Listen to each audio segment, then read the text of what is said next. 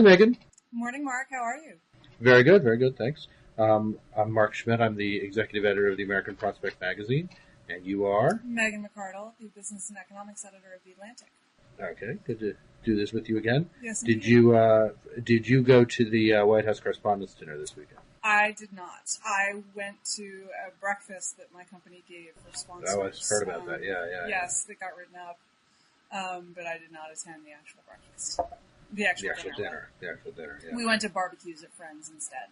That sounds very all-American. It's where the secondary elite of Washington goes. Yeah. That's what I like to think. Yeah. This term that suddenly this dinner has gotten the term nerd prom, which is, to me, it's kind of like I'm perfectly proud of being a nerd, and that's exactly why I don't go to something like the White House Correspondents' Dinner, although I have gone in the past. Exactly. I've been once, and I've yet to meet anyone who describes it as a fun and interesting evening, who's in D.C. And you forget, when I was at this breakfast, you forget that, you tend to forget as you've been here that, our lives are actually interesting to other people, even if they aren't to ourselves. And that just telling people a little bit about, interviewing people at Treasury or whatever, to them is fascinating, even though to us it's, what any sort of C-list pundit can do. I must be D-list. I never interview anybody. Well, you're an editor. You're up in the august... I know. To people who, you mean to regular people in the real world, or to the celebrities who... To regular people in the real world, but I also assume that for the Jonas Brothers, they're certainly more famous than anyone else at that dinner, except the president. Right. Maybe. But... they've got probably a more loyal fan base, but for them being in the same room as the president is probably more exciting than it was for a lot of the journalists who attended. Right, I guess so. I always feel like with some of the celebrities, there's got to be a kind of what am I doing here kind of feel. But you're probably used to, you do lots of things. Your agent says, here's what you're doing, right? And it doesn't really register. All right. So you can't claim to have met the Jonas Brothers. I cannot claim to have met the Jonas Brothers. I am still woefully alienated from youth culture. Okay, so I won't ask your favorite Jonas.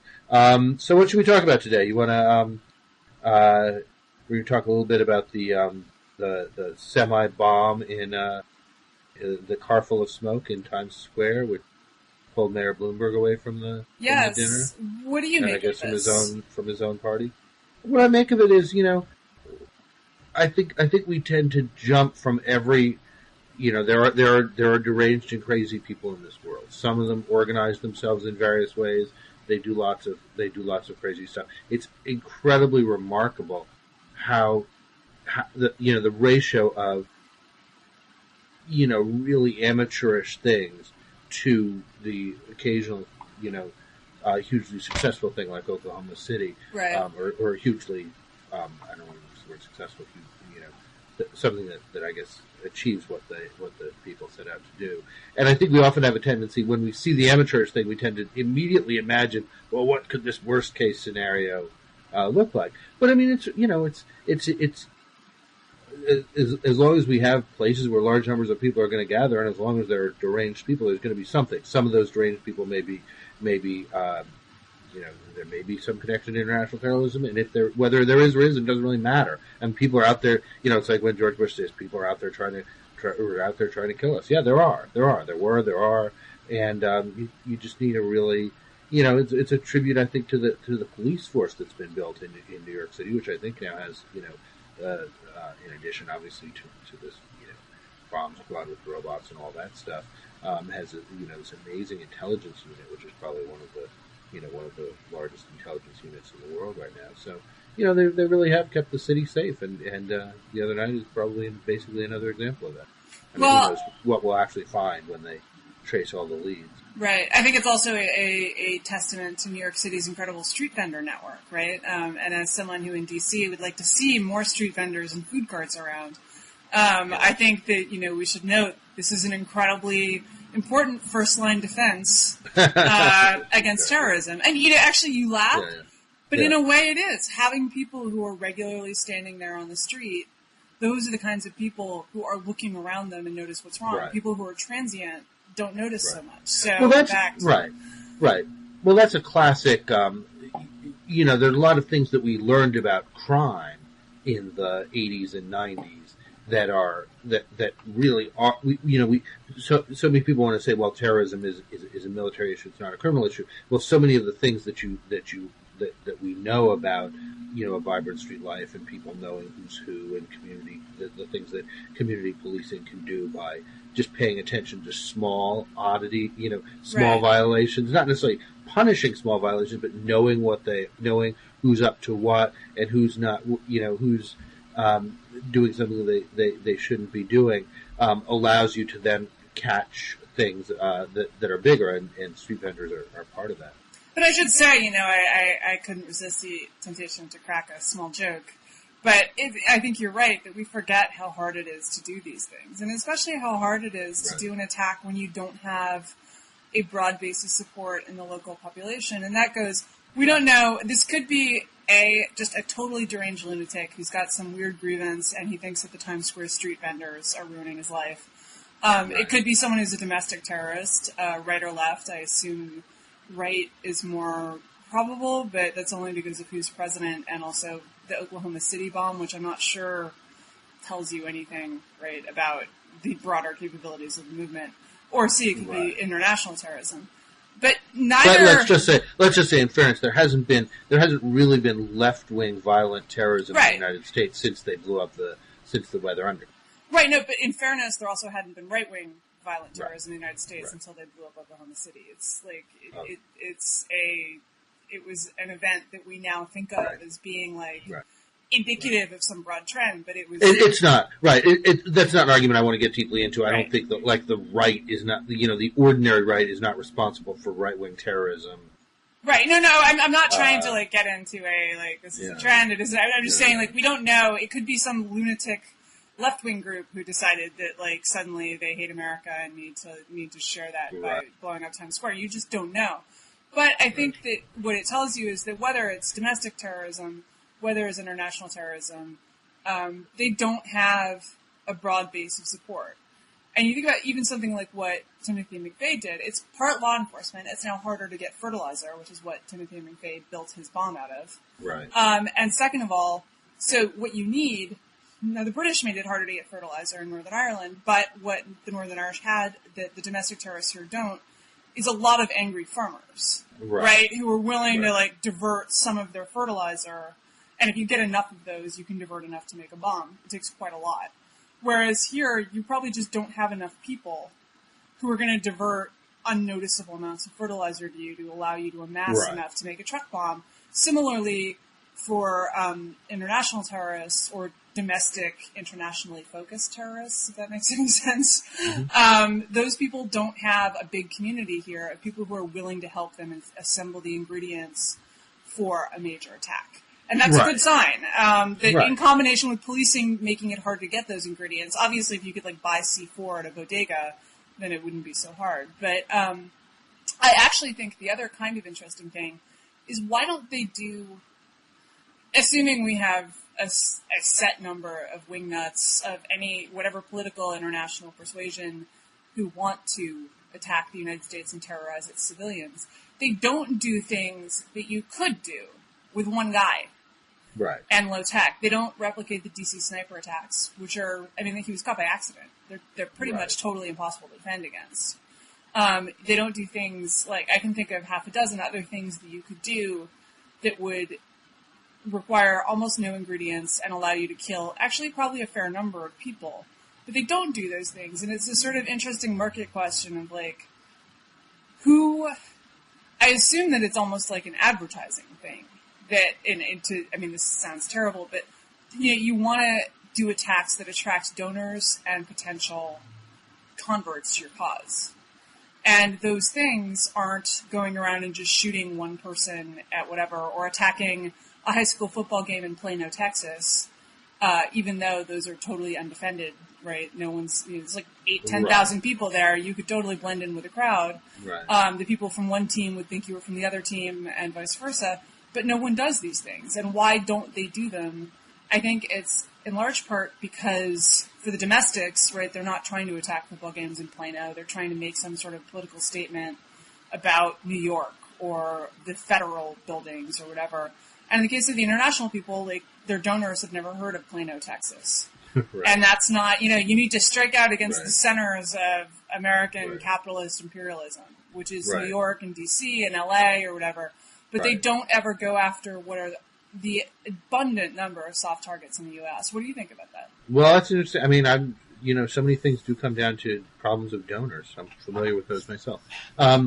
But when you guys are trying to get your terrorist attacks in the U.S. government funded, Mark, as we all know the left likes to do, how do you go about that? Well, all we have is words. That's the only way to express our hatred of America. No, I think it's actually a little.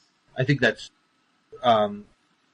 makes some sense. I mean, I don't have as vivid an imagination, I guess, of all the things you could do, but I've always been struck by, I think, particularly with the international terrorists, even the individuals, even if they've lived in the U.S. for a little bit, there's this weird disconnect. They know a few things, but they don't actually, they don't actually know enough about this country and to plan something out. So I always thought the classic one, which I've always been horrified by the Bush administration having taken credit for stopping this and making a big deal about this, was, the guy who was going to bring down the Brooklyn Bridge with a blowtorch.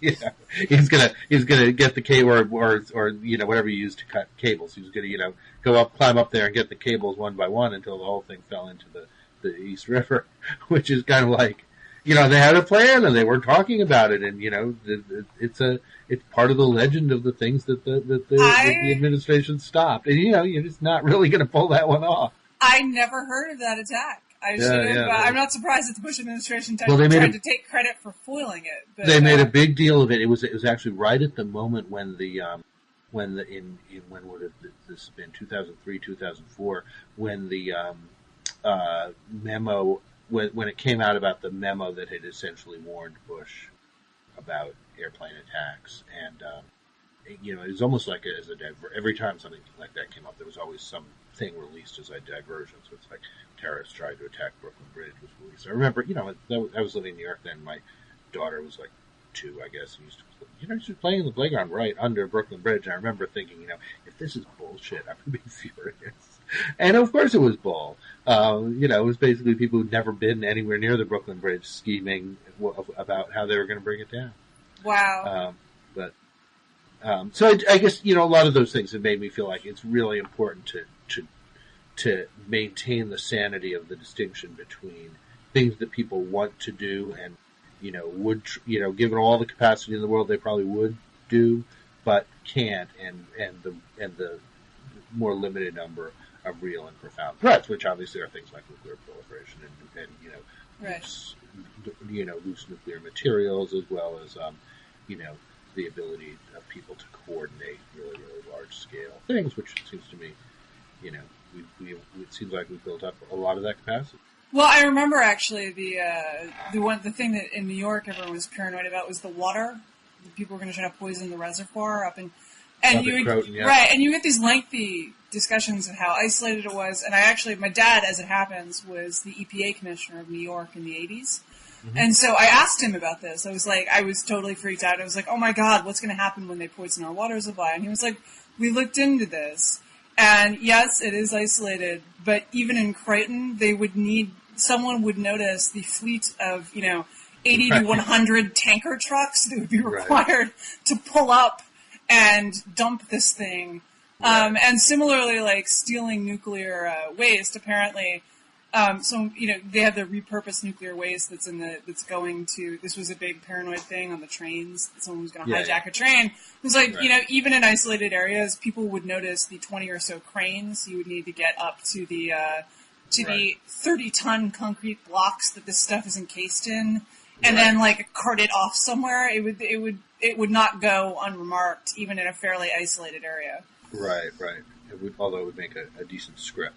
Right, exactly. It would actually be sort of interesting, like how to think through how you might, and maybe I am I've disturbed. You are. You really seem fascinated with coming up with these. Well, I always do you ever do this? Like you're in a store and you're kind of looking around and you're like, how would you rob this store? No, maybe that's just me. No, Megan, I don't think I know anybody who would. rob a store? You actually would think about robbing a store? Well, no, I just look at like how, what are, you look I'm for just teasing you, of course. you look for like, what are the security points? I don't know. I think about, also because I'm one of these people, I have this, I think a lot of people have this, when the cops are around, I suddenly feel like I must have done something wrong and they're about to catch me. Right. So I think I start thinking, okay, so how are they spying on me those right drugs, now? dump everything you have down the toilet because some of it might be might be contraband. Yeah. So I'm still 16, and I think the CIA Special High Teenager Hit Squad is kind of out looking for me. Right. They might be able to spot from your eyes that you're stoned, and they'll do something about it. Although I actually, I'm not good at planning this sort of. I got all of those examples from other people. I didn't think up any of them myself. I find it odd terrorism. That no one, all the terrorism examples. Okay. I just find it odd that no one has tried anything like that.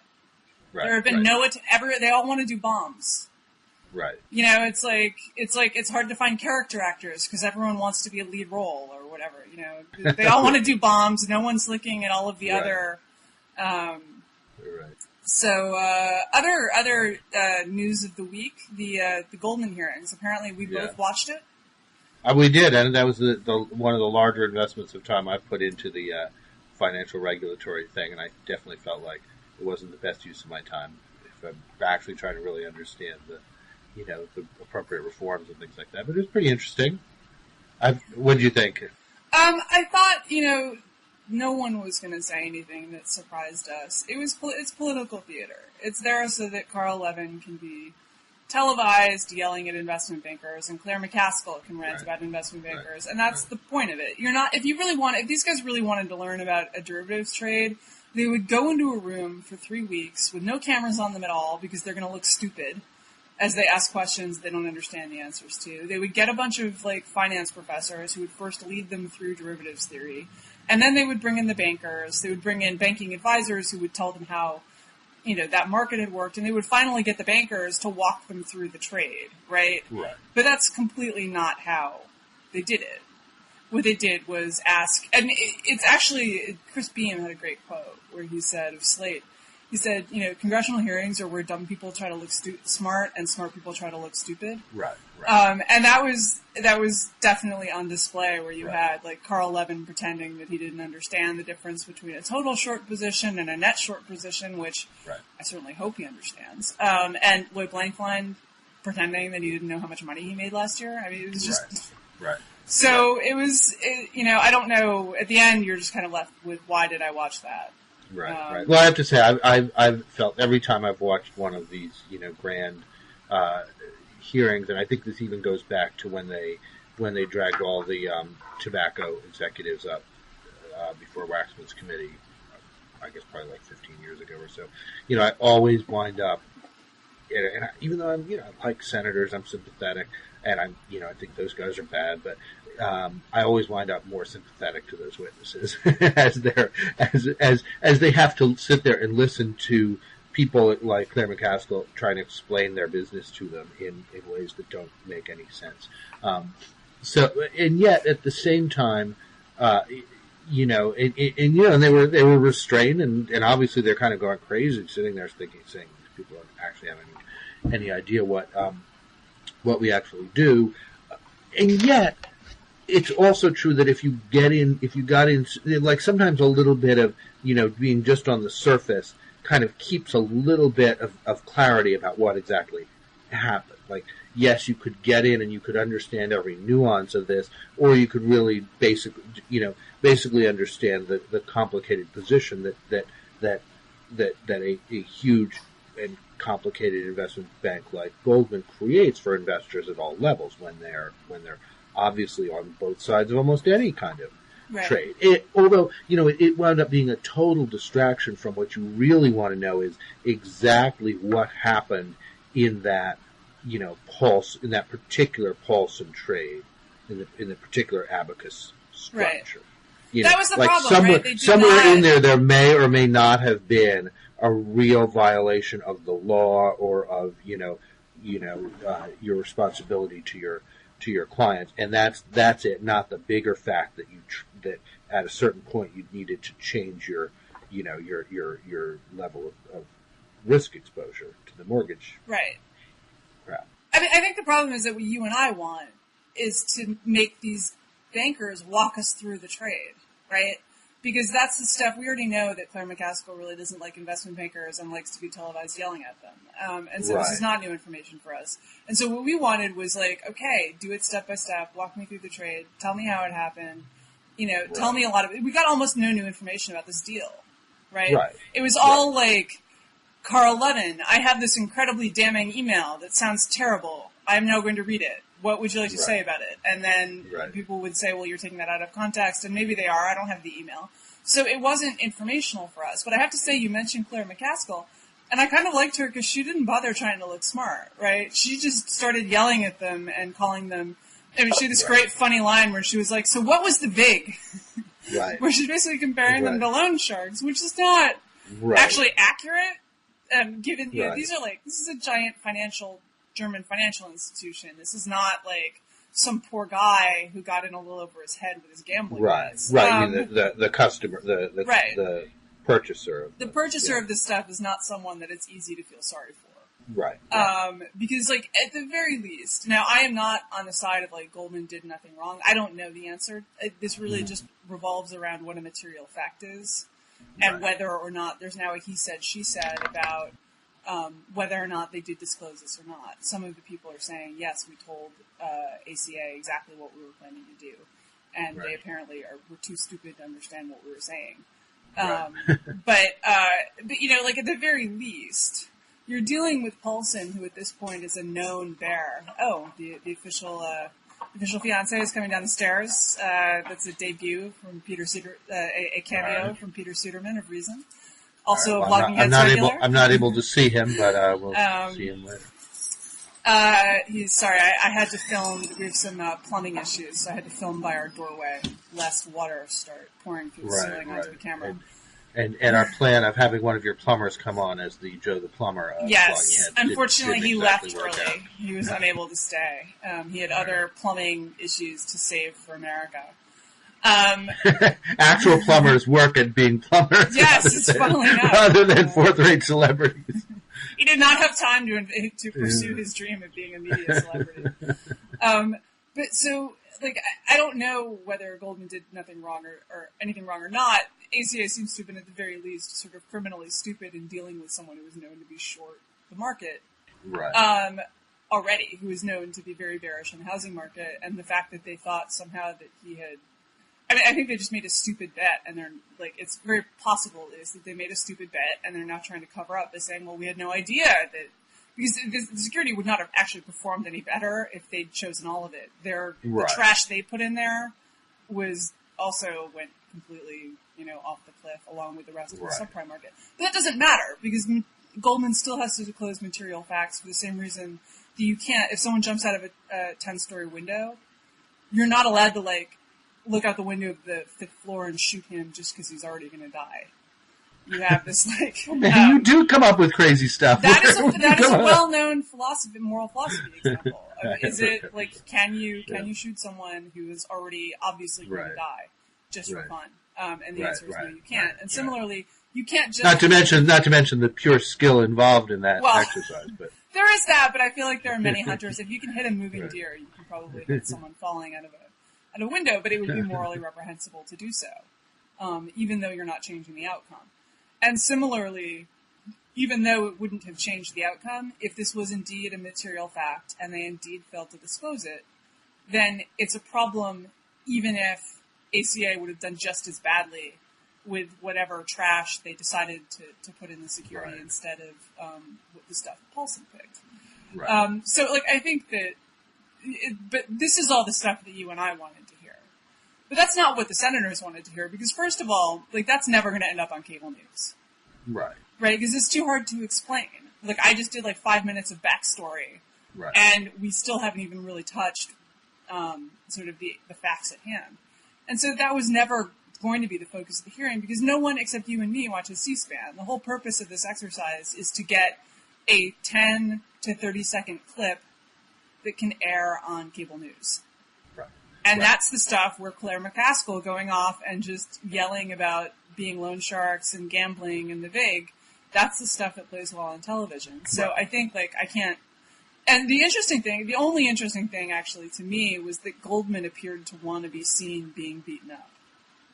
Right. And, like, there were times when these guys were cringing and groveling so hard that I began to suspect that this was actually, like, theater rather than any real felt worry. And I began to wonder if Goldman doesn't want to be seen getting hammered on television, in part because, like you sort of feel sorry for them, but in part because it will give us an outlet for much of the anger that we have against them. We can just kind of harmlessly let it get our vicarious thrill by watching Claire McCaskill yell at them instead of by, enacting really, really tough financial regulation that makes it a lot harder for them to make the kinds of profits that have over the last 20 years funded this incredible growth in salaries on Wall Street. Absolutely. I think that's a really important insight. I mean, it's almost like the way you just, if you have a quarter in which you're going to have a loss, you just throw everything into it and take the biggest loss you possibly can.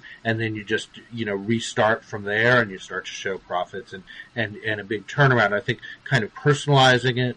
Things got out of control at Goldman. We're taking a fresh start here.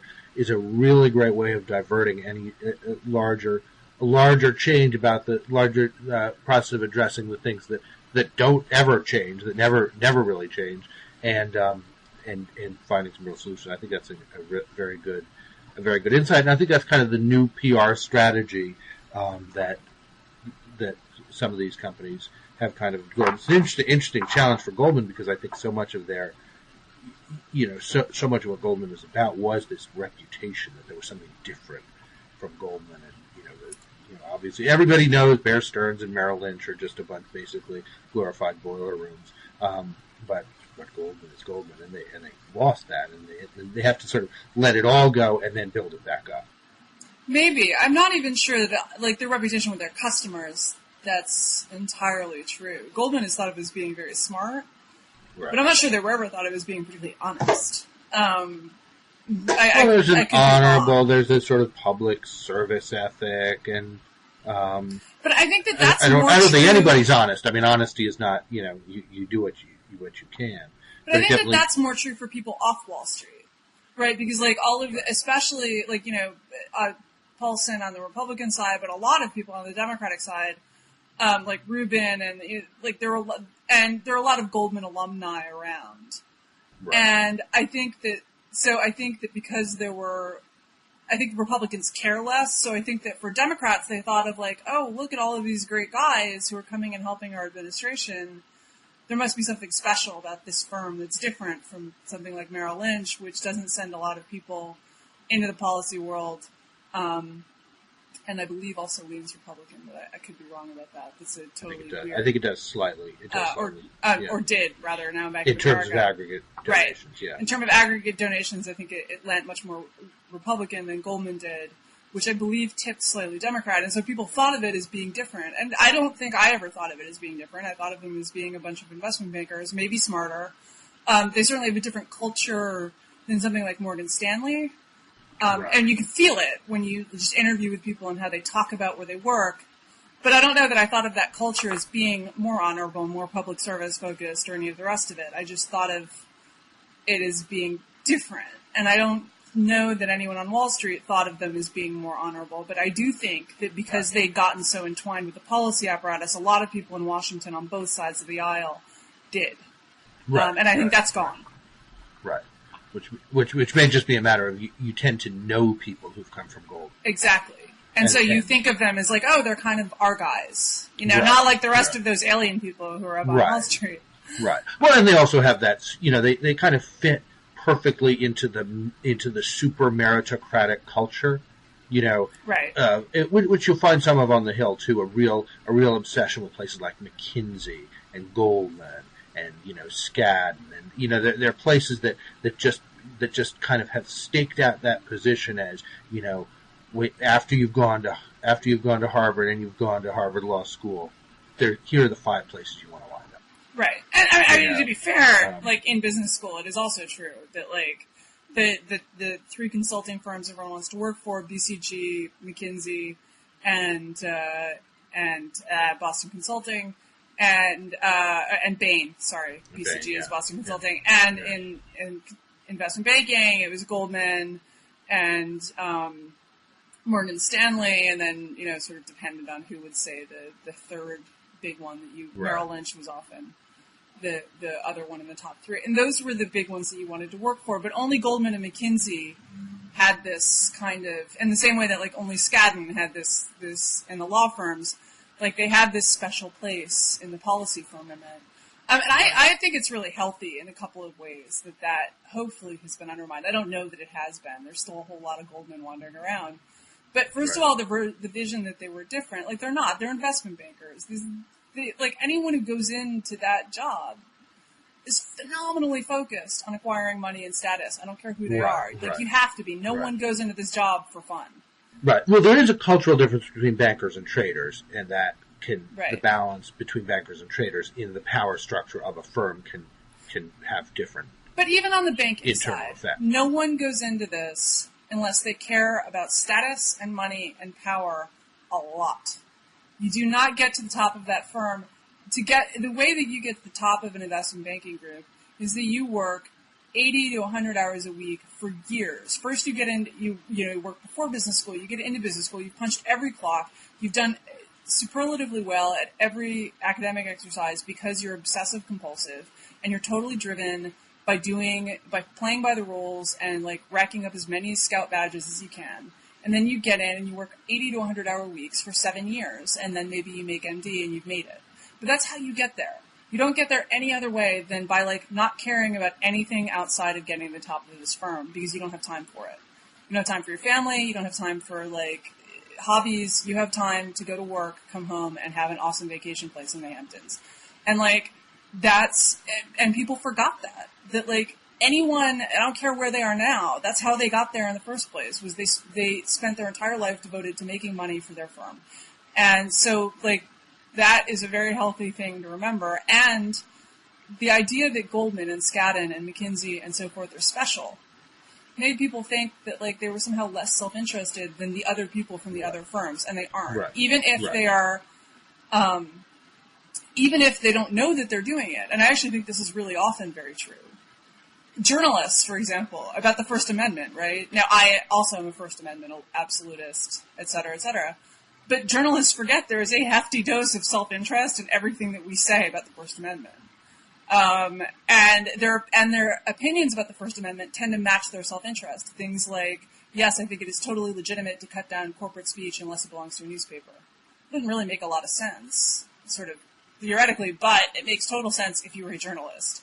But I don't know any journalist who thinks of themselves as being self-interested and pushing their sort of group's interest, because you come to think that your group's interest must be good for the world. That's the part of the world you know.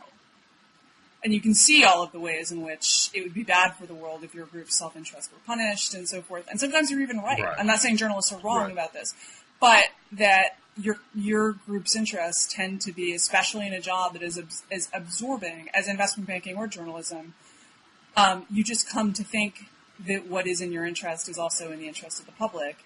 And it's well for us to remember that that was never true about any of these bankers, and that Goldman was not special in that regard.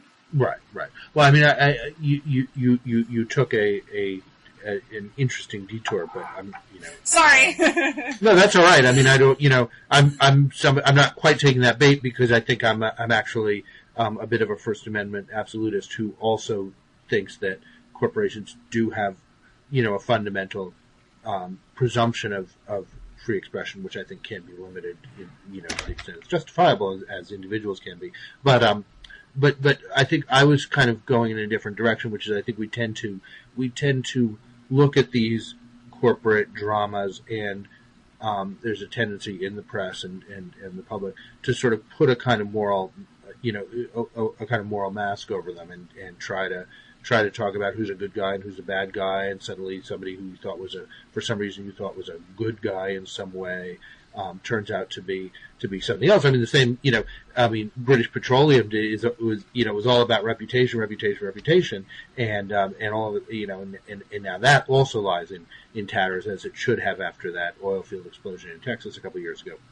Do you think that that's true? Do you think they had a totally undeserved reputation for being, my understanding of their reputation has been they had a reputation for being more green than some of the oil companies. And right. I think that's, do you think that's deserved, or do you think these are just bad accidents? I don't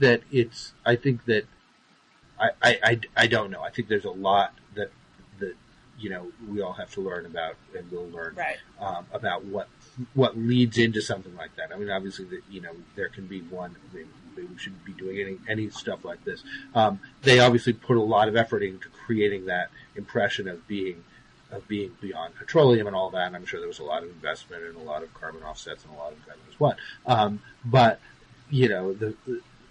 on the ground, it kind of looks, especially the big oil field explosion in Texas. It looks a lot more like Purdue chicken culture than really what you'd imagine as the good, clean, environmentally responsible company that's actually plowing those profits back into that kind of protection. But it's always one of those things that just makes you feel. It's just like with individuals. We have this perception of the moral quality of certain individuals. Like, people had a perception of the kind of person Tiger Woods was. He turns out to be a totally different person. Over time, you got to get used to, you have to sort of get used to the fact that at a distance, and I think it's even more true for a corporation, which is so carefully managing the way it's perceived, but also for individuals, we're really at too much of a distance to have any sense of it, and really we shouldn't be applying any kind of moral lens or any kind of sense that this company is a better company than another company. That the way you want to regulate capitalism is just to treat everybody as if they're equally self-interested and kind of going to do whatever shit they're going to get away with, and therefore you want to put boundaries around that. And I think the way reputations are manipulated makes it increasingly kind of complicated to do that. I think I agree with you there. I mean, I think that the moral lens turns out to be actually pretty useful for getting exemptions in the way that I think Goldman has probably had an influence over U.S. financial policy that disproportionately benefited Goldman. And I don't want to make any claims about, again, I think it's a matter of mind share, not, mind capture, not that people are explicitly doing special deals for Goldman. I don't know of any example where that's happened, and I doubt that it has. I think that whatever Bob Rubin's current wobbles are, I don't think that he tried to help Goldman out in some special way. I don't think that Hank Paulson did. Or help Citicorp out in some special way. I think it's that he did, but I think he just kind of felt like he knew it was going to be turned down. I'm not really. I think it was a bad thing to do. For people, you mean the call? For people who don't know, Bob Rubin, when he was at Citigroup, he called up Treasury and was like, maybe you could help us out with this whole financial crisis thing, and people were like, no, we can't. And he was like, I thought it was a bad idea, but I had to make the call.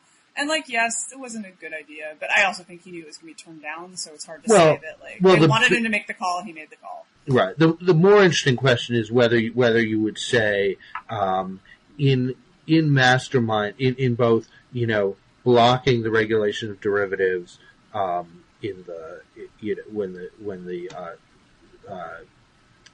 Brooksley Born wanted to regulate derivatives, one, and two, in driving through the repeal of Glass-Steagall, particularly the second, that essentially created the possibility of Citigroup and reaching that scale, and then he moves into that job there. So some people will tell the story. Well, he repealed Glass-Steagall, he got rewarded by this big job. I think that what makes that a problematic argument is that there was such a consensus in the late 90s about repealing Glass-Steagall. Well, and I happen to still think that consensus was right. It's hard for me to point to anything that has happened in the last 2 years that the repeal of Glass-Steagall, the problems emerged not in the companies that merged. I mean, they did later, but the big problems were not in the Citigroups and the other companies that had merged investment banking and commercial banking operations, and indeed J.P. Morgan Chase is one of the people who was best positioned to deal with this, and they were a merged entity because they kept the banking charter all along. Well, yes, that was part of it. I mean, the banking charter helped having that big balance sheet, but they also, Jamie Dimon in 2006 was just looked at the subprime market and was like, "Get the hell out! This thing's going to blow." And so the bank was just better. There's not any evidence, I think, that one set of institutions, the merged institutions made the problem worse. If anything, they probably made it slightly better because they gave vulnerable institutions a large balance sheet that they could fall back on. But on the other stuff, I think, there was a consensus that he did it. He did it. I don't know. Maybe there's a quid pro quo. I have no idea. But I think it's much more likely. The quote I always like to use is this famous Woody Allen line: "I think my brain is the most important organ, but then look who's telling me that." And I think that that's actually the bigger problem we have, is that they think that they're really, really important and that anything that's bad for them is bad. And that it's hard to, but the problem is, who else do you ask, right? They're the ones who know how the financial system works. And I think that's like the core problem we have, but I don't think it's a matter of direct corruption, as far as I know. It's always the possibility, but I think it's much more subtle than that, and therefore harder to deal with. But we should talk a little bit about drilling before I know you have to go. All right. I mean, what do you think the political fallout of this disaster is going to be? Is this going to be the end of offshore drilling, or? Well, I mean, I think if it's as bad as it appears to be, I think it probably is the end of offshore drilling. And it had always been on the cusp of approval for a long time, and and then Obama kind of gave a little piece of it as a way of maybe buying some room on cap and trade, and I think that's going to be really really hard. The drill baby drill mantra obviously isn't going to the attempt to make it an actual divisive issue in American politics with a pro drilling side and an anti drilling side. I think will probably be hard to keep doing unless the whole problem is contained within a matter of days. And obviously they're different. Deepwater drilling is a whole different enterprise, but it's hard to expect people to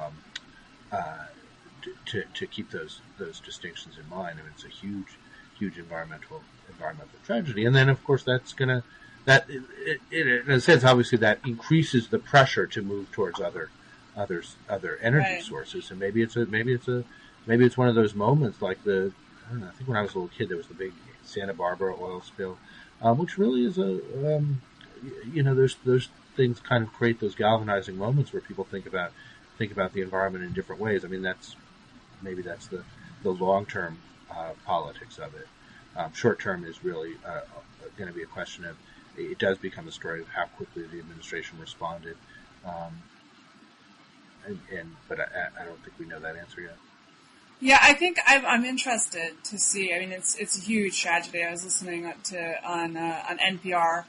There goes my demographic again. But I was listening yesterday to descriptions of how they're trying to clean up the birds that may be affected by this, and it's just terrible. And you can smell it in New Orleans, I'm hearing. But the question I have is, oil prices are also rising, and what happens when that rock meets that hard place? What do we care more about? Do we care more about birds covered in oil, or do we care more about not paying $5 a gallon for gasoline? Well, I'm in the gasoline should cost $10 a gallon. I'm in favor of a pretty hefty gas tax. But again, speaking of class interests, I personally live in a extremely walkable urban area, and I have a tiny car. And I actually don't know where you live now, but I suspect I live in DC. Right, but where in DC do you live? Are you in the Maryland part, or are you? I'm close. I'm near the Maryland line. Right, so you're also metro accessible and bus accessible. We both live in a much more. I take the bus. I don't, in a much more transit friendly area. Right. I couldn't live without I couldn't live without a car, but we don't use the car every day. But I mean, I think there's a lot of things should reflect the actual cost the social costs as well as the actual incremental costs, and you're obviously seeing a huge cost of oil dependence out there that is not reflected in gas prices, and it would be good if it would be, and might create a lot of different choices about transit and other uses. I mean, everybody knows you're not going to get the level of adoption of the technologies that are possible without as long as gas prices are. Right. I mean, there's a lot of human hardship there, and I think there's a lot of ways to use taxation and other things to offset the hardship of people who absolutely have to use a car all the time, and people live out of Gaithersburg, because that's the place where you can really find an affordable house in this area on a kind of ordinary middle class income. I'm sympathetic to that. Well, I mean, like, you and I are curious.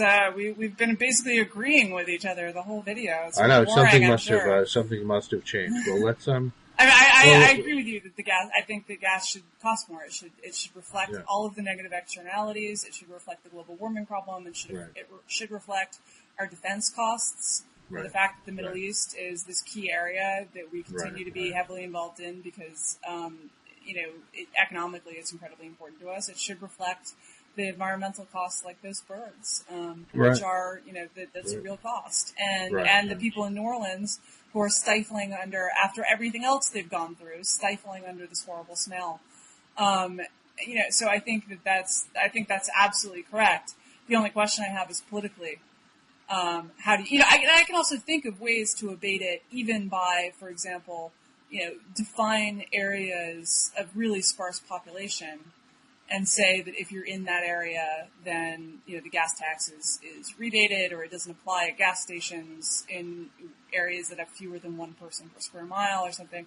For the people who genuinely just live somewhere where, there is never going to be I used to go to a ranch in the summer in Wyoming, where it was a 45 mile, 2-hour drive to the nearest town, which had 7,000 people in it. And there's no radio, there's no cable, there's nothing out there because the mountains block it. And like those people, there's nothing that they can do short of simply deciding that they don't like ranching anymore, to deal with rising gas prices. So maybe you, in gas stations in those areas, and there are a few, say, well, it doesn't cost so much. But for most people, they could drive less, even if, and people like that also, incidentally, don't drive more than they have to because it's so inconvenient. Right? Like they do their grocery shopping once every week or once every 2 weeks, and like they are hardcore about getting everything they need. Right. Whereas people even in small towns where they have cars and they commute by car, they could drive less. They could, do more trips to the store and put them all together. And people, interestingly, so I did this profile on Dave Ramsey, and I would go on the message boards, for people who are trying to get debt free and save up a bunch of money and live a sort of more frugal lifestyle. And that's one of the things they all talk about is how do you do fewer car trips? Because even with relatively low prices, it adds up. So there are ways to be more gas efficient, even if you have to drive a car every day. I think that realistically it should reflect the price of all of the inputs, including the non-drilling ones. Right. Yes, I think we agree on that. But we could, having had too much agreement here, I think I'll add that the gas tax should also include universal health care for everybody. Okay, I don't know how you. All right, let's wrap this up. I think I get the last word. I think I got it. I don't care. I'm just kidding around. I think I get the last word anyway. As always, Mark. All right, I got to run. This was a lot of fun, and nice to talk to you, Megan. Farewell, Internet. Thanks. And Mark. Bye-bye. Bye-bye.